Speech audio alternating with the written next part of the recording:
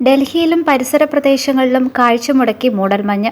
അതേ തുടർന്ന് ജനജീവിതം ദുരിതത്തിലായി. ചൊവ്വാഴ്ച രാവിലെയും കനത്ത മൂടൽമഞ്ഞാണ് രാജ്യതലസ്ഥാനത്തെ മൂടിയത്. ശീതതരംഗത്തെ തുടർന്ന് ഡൽഹിയിൽ ട്രെയിൻ, വിമാന സർവീസുകൾ താറുമാറായി.